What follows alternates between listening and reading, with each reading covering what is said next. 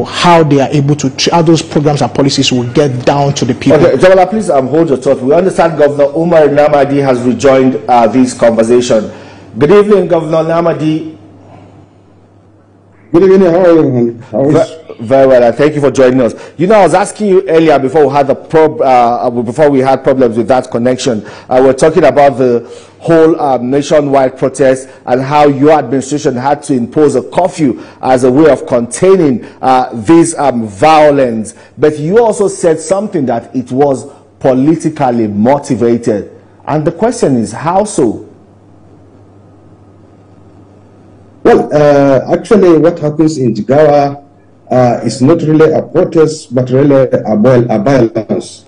Violence in the sense that the way it started, it has not even started as a protest, because it started with a lot of issues that has to do with looting and vandalization of government property right from the onset.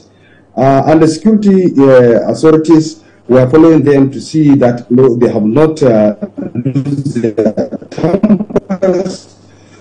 But unfortunately, the way it started, it becomes very, very bad. A lot of these properties, private property, individual properties, a lot of things has happened. For instance, I can tell you that, for instance, today we have lost about 9 JASCO stores. JASCO is the Jigawa State Agricultural Supply Company. About 9 stores were being vandalized and destroyed completely.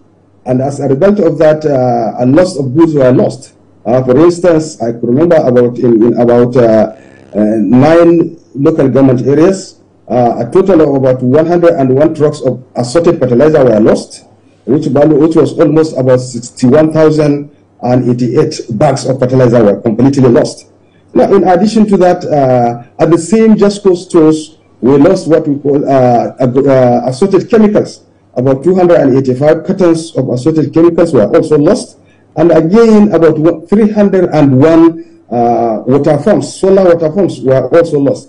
About also 385 assorted seeds were lost in all these JASCO stores. And this is quite serious.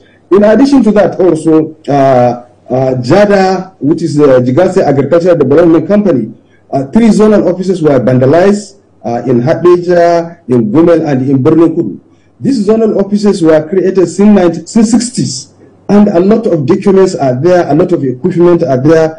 And if you see these zonal offices the way they are, you cannot imagine that it is human being that has done that kind of.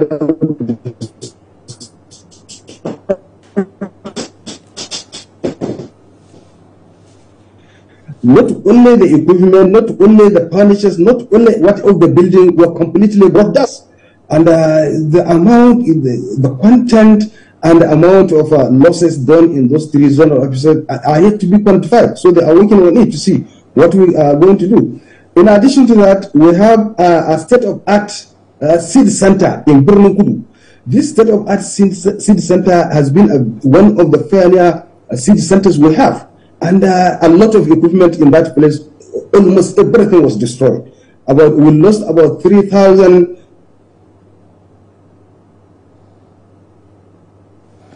Well,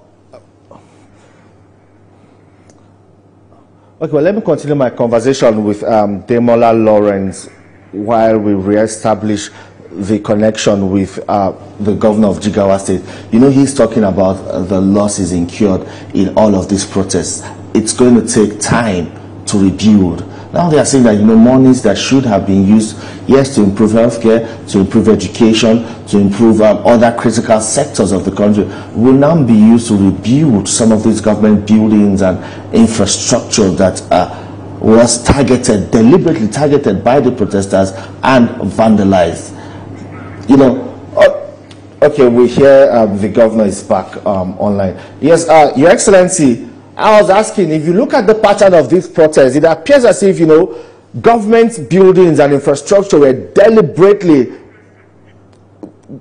Hello, Your Excellency, can you hear me?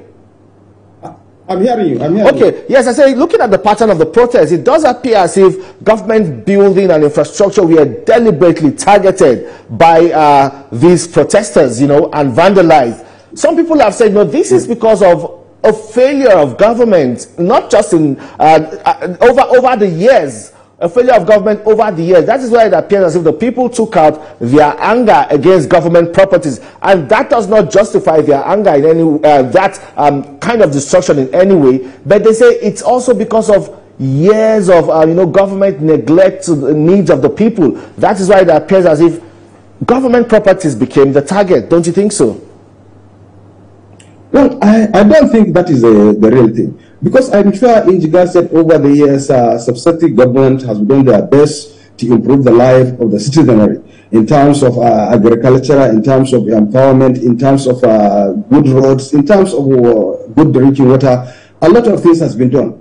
But that, even if you said that as the reasons, is that a reason to justify destruction of government properties?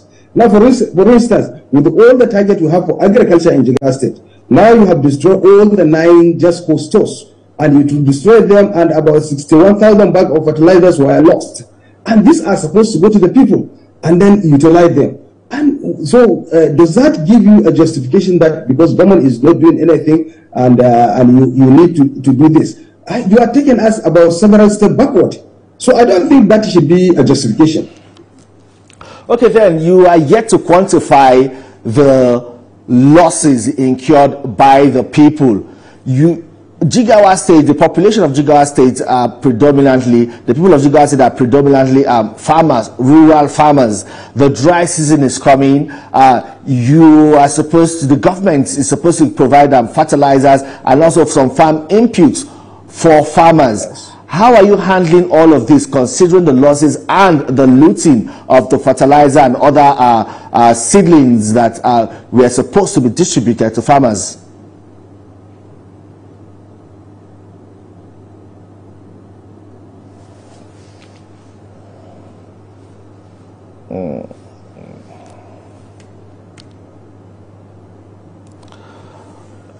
It appears that connection is faulty again. Well, Jamal, let's continue our conversation here. You heard from okay, Governor Namadi. I asked a question. I was asking how the states now will cope with providing fertilizers and seedlings for farmers, especially now that we're going into the dry season, and we know Jigawa State is also engaged in dry season farming. A lot of these fertilizers and other farming inputs meant to be distributed to farmers, you said, have been looted. What's the backup plan?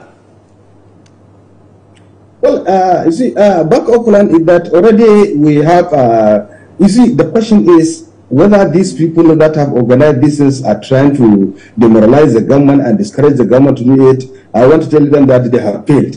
Because as far as we are concerned, we have a program, we have a target, and we are ready to achieve that target. So for the dry season farming, we are working hard to ensure that we have provided the necessary fertilizers, and we provide the seedlings, and whatever support that is needed to the farmers, we are going to give them the support. And I'm sure we will continue to do what is right to the people. So I'm sure there will be no problem. A backup arrangement is already there, and the government is working to ensure that they to provide enough fertilizer, enough inputs to the farmers. And also with our extension service, extension workers available in almost in the nook and corners of the state, I think we are home and dry. So I don't feel there will be a problem with our dry season farming. And there will not be, this will not in any way affect the government's program as far as agriculture and the other activities are concerned. Now let's talk again about, the protest. A lot of people say, despite the security situation in the northwest region of the country, Jigawa State has remained relatively peaceful. But it appears that reputation now has been stained with these protests in the state that turned violent. What happened? Would you also think it's a failure of intelligence? Because how did the motive of the protesters pass without anyone noticing? Well, we cannot say it's a failure of the intelligence actually, because the issue is that, like you said, Jigawa State has been known as a peaceful state. But the issue is what even brought about this destruction is what we are still thinking about, and we're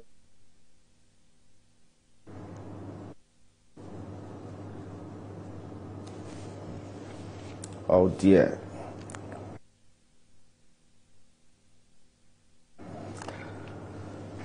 Well, Ademola Lawrence, there you have it, Governor Umar Namadi of Jigawa State, giving us his account of what transpired in the state, how the government is helping to build resilience among the people, how difficult it is, not just for the government now, indeed for the people. I know it's like double jeopardy if you look at the situation in Jigawa State. Well, I hear the governor is back on the line, but we'll so round up on this conversation. Governor Namadi, hello, sir. Yes, I'm hearing you. Yeah. Okay, sir. Let's talk about, continue with your line of thought before the network interrupted. We're talking about the whole situation. I was saying that the issue is not a failure of intelligence, but because Jigawa has been peaceful, and as a peaceful state, we know that things like this are not supposed to happen. And not only that, on top of that, about what the federal and the state government are doing, I don't think we expected this to happen in Jigawa. But what I'm saying, the other thing we are looking at it, you see, in Jigawa, it is only in Jigawa State, I think, maybe recently, like Kaduna at the end, the APC state secretariats were totally vandalized. Not only the APC, in all the 11 local governments where this protest has taken place, in fact, every billboard that has to do with the APC has been destroyed. What does that suggest? So we are looking at, what does that suggest? Well, we felt there is a political issue on that. This issue must have been politically motivated. Our opponent have seen that we are doing something that they feel is trying to put them close their chapter, and then they feel that okay, the only thing we do, let's try to change the narrative. Unfortunately, they cannot achieve that. In Jigawa, what we are aimed at doing, we continue to do it. And there is nothing that will distract us from doing what we intend to do to our people, because we have our people at heart, and we have promised, we have a contract, we have a bond with the people of Jigawa State, and we will continue to execute that bond, no matter what the sabotage.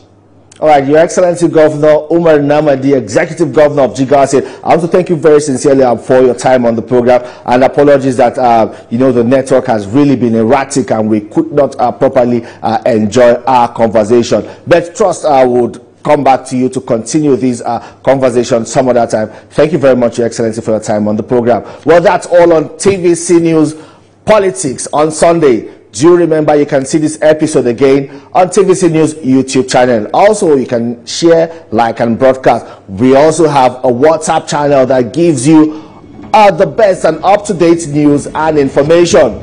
Thank you for watching. I am Femi Akonde. See you next time.